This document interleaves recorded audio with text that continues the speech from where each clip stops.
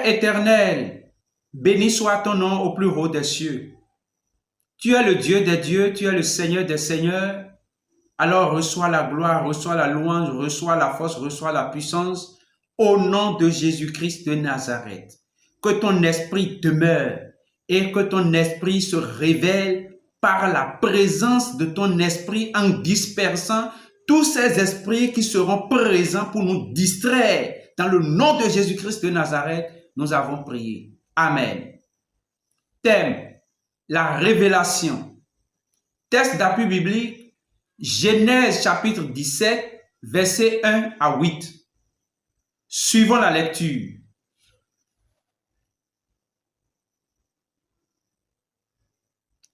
Lorsque Abraham fut âgé de 99 ans, l'Éternel apparut à Abraham et lui dit, « Je suis le Dieu Tout-Puissant.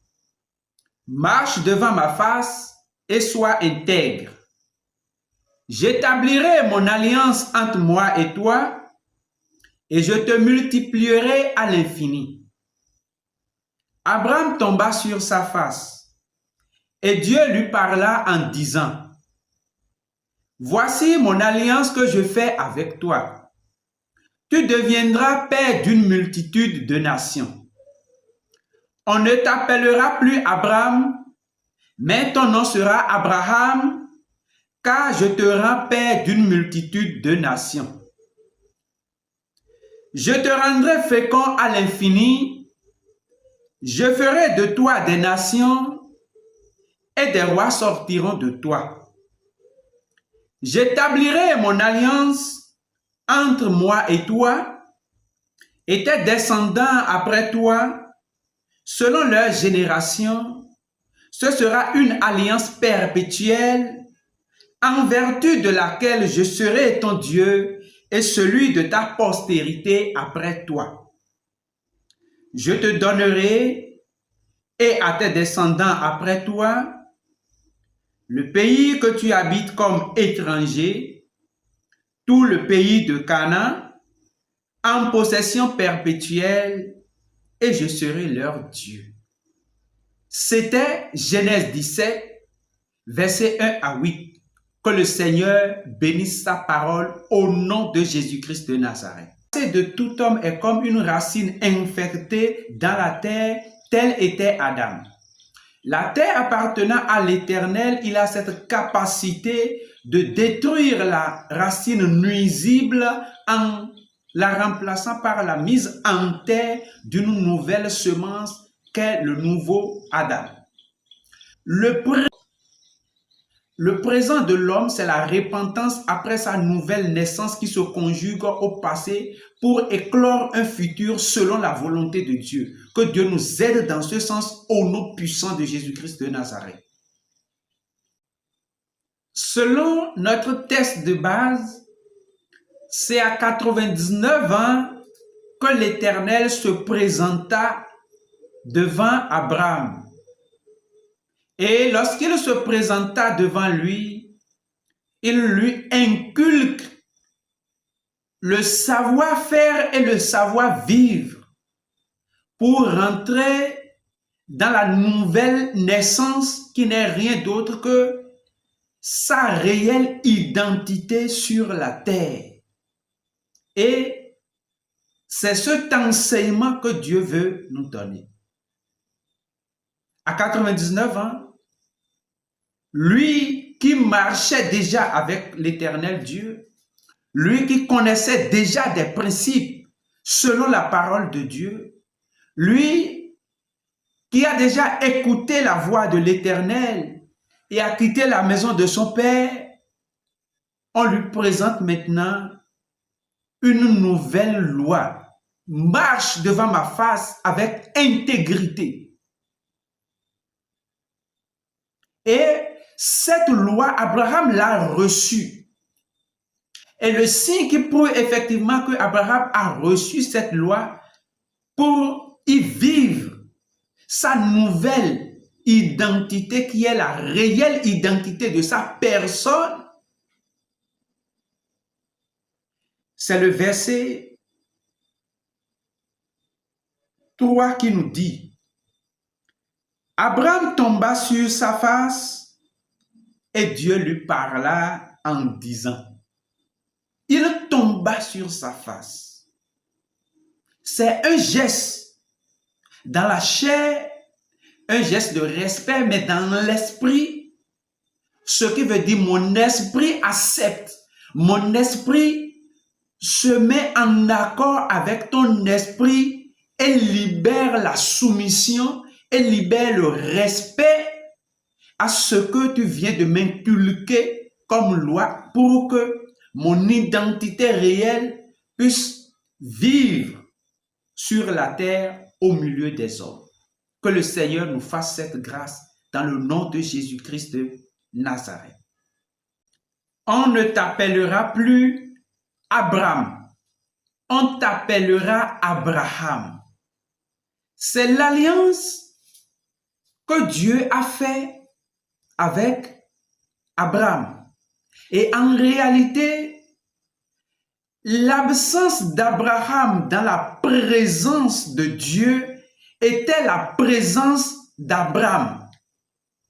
Et je prie maintenant en ce lieu, dans le nom de Jésus-Christ de Nazareth, que ta présence qui révèle ton absence dans la face de l'Éternel soit anéantie par la loi que l'Éternel Dieu t'inculquera pour que tu puisses avoir cette capacité maintenant de se prosterner, d'être soumis à cette loi, de pouvoir marcher avec intégrité devant la face de l'Éternel pour vivre la présence de l'Éternel à tout moment. Au nom de Jésus-Christ de Nazareth, j'ai prié. En réalité, il faut comprendre ce qu'est l'Éternel. Quand on parle de la révélation,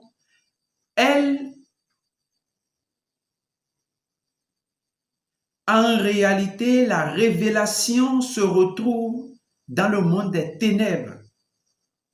Et une fois que l'Éternel vit lui-même dans les ténèbres, il se révèle par la lumière. Et dans le livre de Genèse, au commencement, nous avions entendu et nous sommes convaincus que Dieu lui-même dit que la lumière soit. Et la lumière fut. Cette lumière était où? Cette lumière était dans les ténèbres. Et Dieu l'a appelée et elle est apparue. C'est une révélation. Voilà pourquoi il y a beaucoup de chrétiens qui vivent toujours avec l'ancien homme. Or, celui qui vit avec l'ancien homme vit toujours dans les ténèbres. Et il ne connaît pas ce qu'on appelle la révélation. La révélation n'est pas en lui. Et quand on parle de la révélation, c'est le processus de la transformation d'un corps X à un corps Y plus brillant et éclatant qui se met en évidence afin de lui et d'éclairer tous ceux-là qui sont autour de lui. Que le Seigneur nous bénisse dans le nom de Jésus. La révélation, c'est la naissance de la lumière à partir des ténèbres mettant en évidence votre identité réelle. Que le Seigneur nous aide. Dans le processus de la révélation, il faut comprendre la pertinence de l'espérance et de l'endurance. Quand on parle de l'endurance, on parle aussi de la patience. Aussi, il est à noter qu'il y a certains dons qui orientent l'homme vers son identité réelle. Nous pouvons citer la révélation par les visions.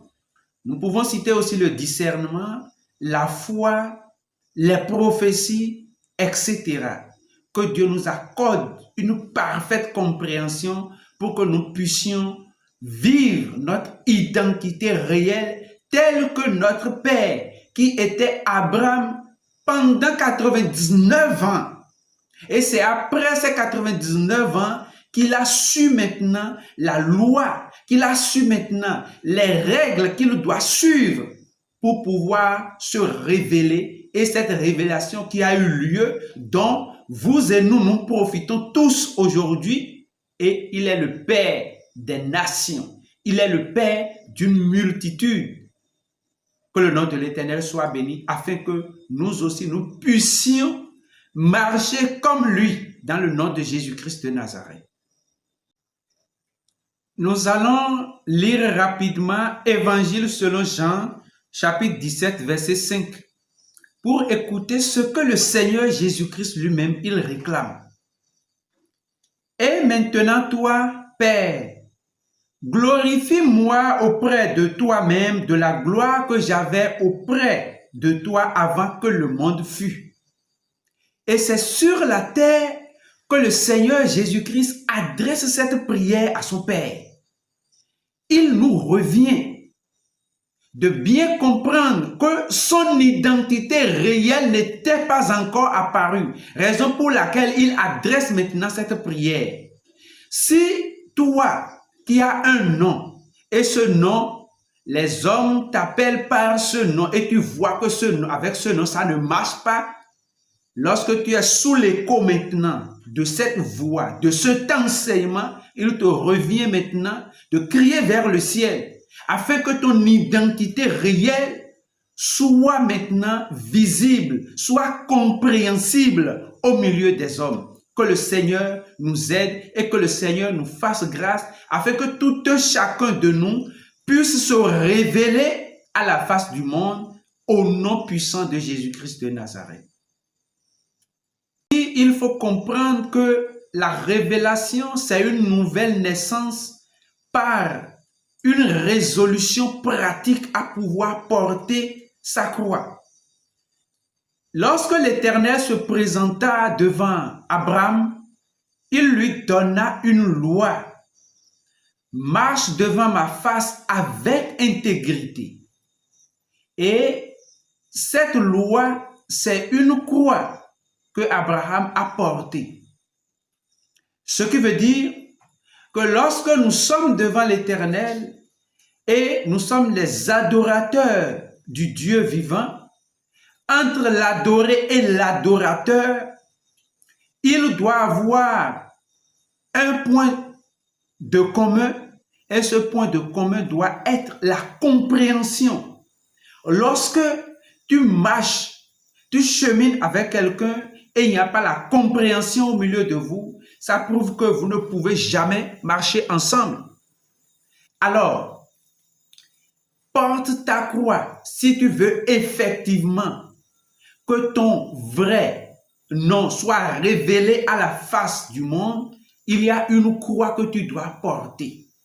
Et cette croix, nous les chrétiens d'aujourd'hui, nous fuyons complètement cette charge. Nous fuyons maintenant ce fardeau. Or, ce fardeau, en réalité, ça nous permet de vivre une expérience. Et lorsque nous sortons maintenant de l'expérience, nous vivons une vie réelle qui est la nôtre, qui est une vie que nous avons auprès du Père, tel que Christ même l'a dit, que révèle cette gloire que j'avais auprès de toi avant que le monde ne fût. Que le Seigneur nous bénisse, que le Seigneur soit avec nous, afin que nous puissions comprendre tout ce que Dieu nous dit et que le nom de tout un chacun de nous soit révélé davantage au nom de Jésus-Christ de Nazareth. C'était votre frère Harvey Bada.